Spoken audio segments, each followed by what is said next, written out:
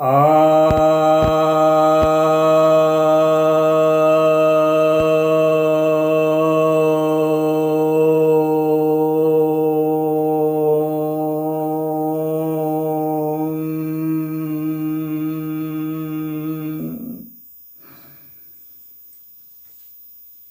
सभी भक्तजनों को सप्रेम नमन। भक्तों, आज मैं आपकी एक जिज्ञासा का समाधान करने जा रहा हूँ। यह जिज्ञासा आई है धीरज गोले जी की तरफ से, और जिज्ञासा यह है, इनका कहना है कि मेरे मन में एक प्रश्न है गुरु जी, मुझे भगवान पर और हमारे ग्रंथों पर बहुत विश्वास है। केवल उत्सुकता से यह पूछ रहा हूँ, जब प्रजापति ने चंद्रदेव को क्षय होने का श्राप दिया था, महादेव ने उसका प्रभाव कम किया था उन्हें धारण कर। तो अभी जैसे हर पूर्णिमा को चंद्र पूर्ण होता है और अमावस्या को छोटा, तो क्या श्राप मिलने से पहले चंद्र हमेशा पूर्ण ही दिखाई देता था?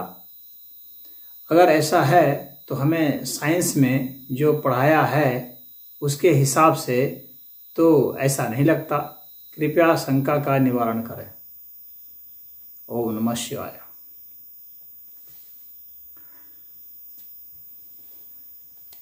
तो यह कथा है जिसका इन्होंने जिक्र किया है कि चंद्रमा का दक्ष प्रजापति की जो 27 कन्या थी उनके साथ विवाह हुआ था, और उसमें से एक कन्या थी जिसको कि वे बहुत मानते थे, रोहिणी। तो रोहिणी बहुत सुंदर थी तो बहुत मानते थे, दोनों एक दूसरे से बहुत प्रेम करते थे। तो बाकी जो कन्याएं थी वे जा करके दक्ष प्रजापति से शिकायत करती हैं, तो वे श्राप दे देते हैं क्रोधित होने के कारण, क्षय रोग होने का। तो वो चंद्रमा को क्षय होता है, तो फिर शिव जी, नारद जी उनको कहते हैं कि आप शिव जी ही आपको बचा सकते हैं, तो उनकी आराधना कीजिए। तो वे शिव जी की आराधना करने जाते हैं और शिव जी उन्हें अपने सर पर बिठा लेते हैं, उन्हें अभय दान देते हैं, मृत्यु से बचा लेते हैं। तो वे धीरे धीरे फिर बढ़ते हैं और पूर्ण चंद्र हो जाते हैं। तो वे हर इस तरह से 15 दिन पर बढ़ते हैं और 15 दिन में घटते हैं। इस तरह से उनका ये फेज चलता है। या तो भी जो हम लोग के ग्रंथों में भी जो पौराणिक ग्रंथ है उसमें यह वर्णन है। पौराणिक ग्रंथ जो है कथाओं के माध्यम से सामान्य आदमी को समझाने की कोशिश करते हैं, लेकिन हम लोग का जो फिलॉसफी है, दर्शन उपनिषद जो है, जो वेद और उपनिषद क्या कहते हैं, ये बहुत महत्वपूर्ण है, क्योंकि वहाँ पर कोई जो है इस तरह की कथाएं नहीं हैं। वहाँ पर स्पष्ट वर्णन है कि क्या है।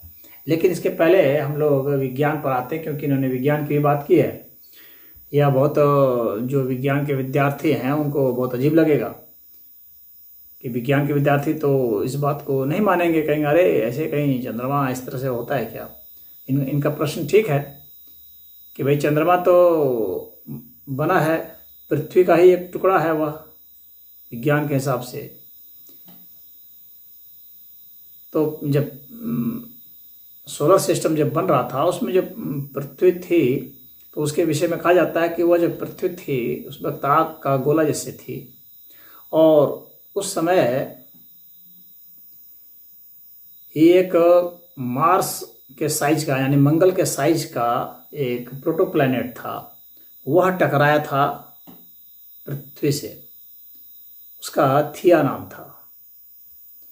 तो थिया नाम का प्रोटोप्लैनेट टकराया था पृथ्वी से, जिसके कारण जो है उसका निर्माण हुआ था।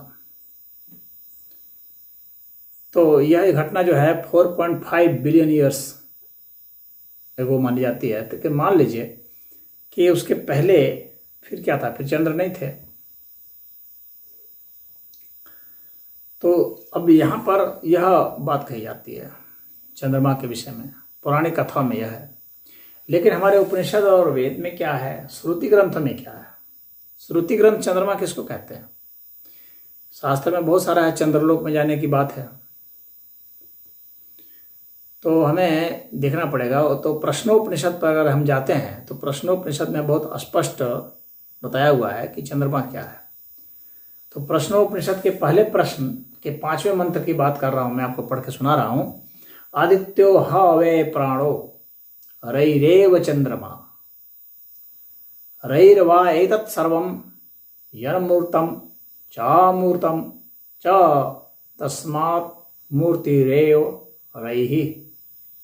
अर्थात यह जो प्राण है यही आदित्य है, ये प्राण जो है यही सूर्य है, और जो रई है यह चंद्रमा है। रई अर्थात क्या जो है, जो ठोस रूप होता है, बताते हैं आगे, इसमें खुद ही बताया गया है इस मंत्र में कि रई क्या है। कहते यह जो कुछ भी मूर्त है, स्थूल है, जिसका आकार है, डायमेंशन है, आकार प्रकार है, ये जो कुछ भी मूर्त है वह, और जो कुछ भी सूक्ष्म है, अमूर्त है, अमूर्त में सूक्ष्मता में, ये सब रई हैं। एतत् सर्वम यत् मूर्तम चामूर्तम, मूर्त और अमूर्त, स्थूल और सूक्ष्म, ये दोनों ही रई है। और रई क्या है? चंद्रमा है। यानी जो मैटर है वो मैटर रई है, चंद्रमा है। तो चंद्रमा किसको कहा गया है हमारे शास्त्रों में?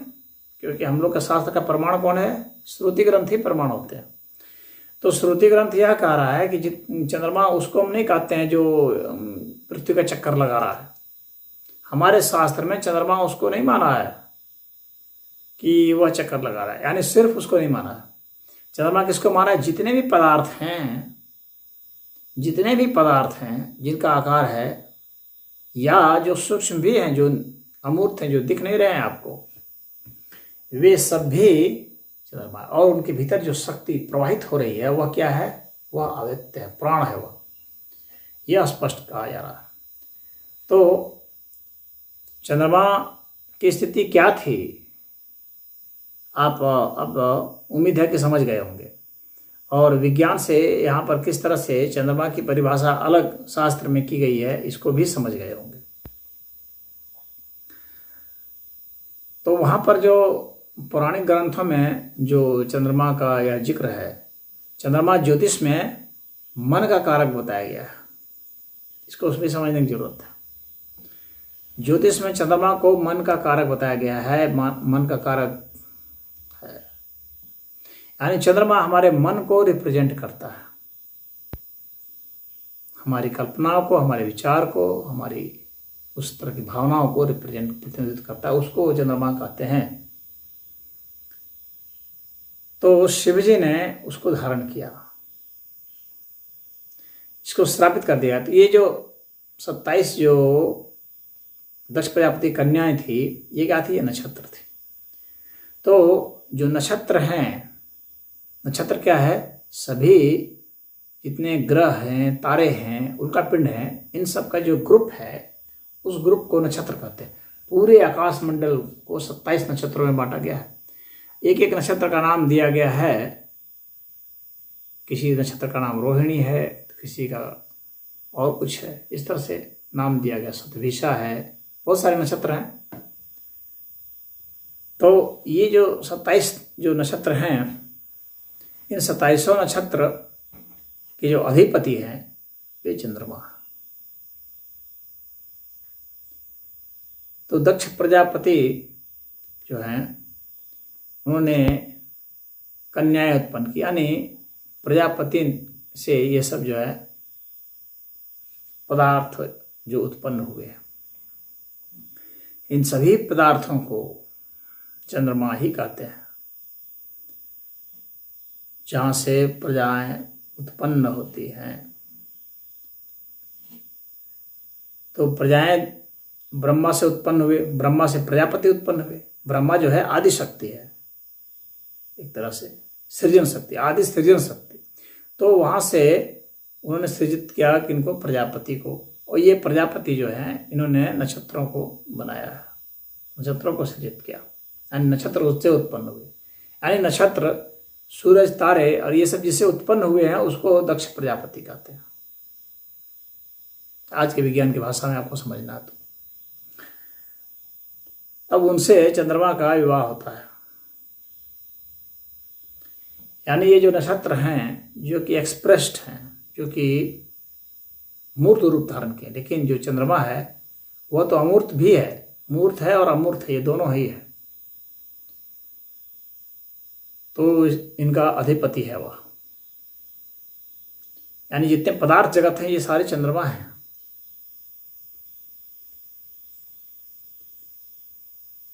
अब ये जो हैं, इनका जो है इनके साथ रोहिणी के साथ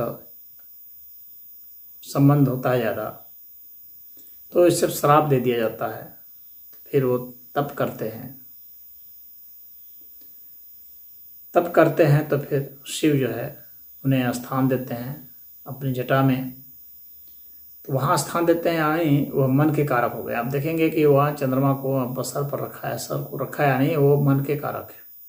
यानी चंद्रमा हमारे मन को रिप्रेजेंट करता है, और वह बढ़ता है फिर घटता है। यानी हमारा जो मन होता है यह महत्वाकांक्षा पालता है, बढ़ता है, कल्पनाओं को करता है, फिर जब धरातल पर आता है तो फिर गिरता है। इस तरह से इसका फेज चलता है। मनुष्य देखता है कि कोई मर गया, वैराग जाग जाता है, फिर घर आता है, फिर राग जाग जाता है। इस तरह से इसका फेज चलता है। ये पेंडुलम की तरह से हिलता है यह मन। और यह मन जब यह शिव में लग जाए, जब इन नक्षत्रों से दूर उसका मन शिव में लग जाए, यानी इन पदार्थों से हट करके जब वह चेतना जगत में प्रवेश करना हो, तब वह शिव तत्व को प्राप्त होता है, शिवत्व को प्राप्त होता है। कथा ऐसी है।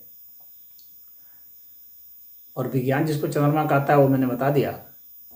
तो विज्ञान का चंद्रमा और शास्त्र में जो चंद्रमा दिया गया है इसमें अंतर है, ये एक ही नहीं है। इसको जो एक ही समझ लेता है तो फिर वह भूल होगा, क्योंकि यहाँ पर स्पष्ट दिया गया है कि चंद्रमा किसे कहते हैं। रई रे व चंद्रमा स्पष्ट बताया गया है। आदित्यो हावे प्राणो रई रे व चंद्रमा। चंद्रमा कौन है? जो रई है। रई क्या है? जो मूर्त और अमूर्त पदार्थ हैं, ये सब रई है। तो बिल्कुल स्पष्ट परिभाषा है यहाँ चंद्रमा की। और विज्ञान जो चंद्रमा की परिभाषा करता है वो अलग है। तो हम लोग के यहाँ जो चंद्रमा की परिभाषा की गई है सनातन धर्म में, तो ये कई अर्थ में की गई है। मन के अर्थ में भी चंद्रमा की परिभाषा है, और जिसको विज्ञान चंद्रमा कह रहा है वह भी चंद्रमा है, उसको भी कहा गया है। और लेकिन इसकी जो वास्तविक जो मूल परिभाषा है, जो श्रुति ग्रंथ है, वो यही है कि जितने भी पदार्थ हैं मूर्त और अमूर्त, ये सब चंद्रमा है। तो मुझे उम्मीद है कि आप समझ गए होंगे कि ये चंद्रमा की जो चंद्रमा शब्द जो है इसकी परिभाषाएं भिन्न भिन्न हैं, और इनको एक ही समझने की भूल नहीं करनी चाहिए। तो इसमें इतना ही। मुझे उम्मीद है कि आपको स्पष्टीकरण मिल गया होगा। हरि ओम।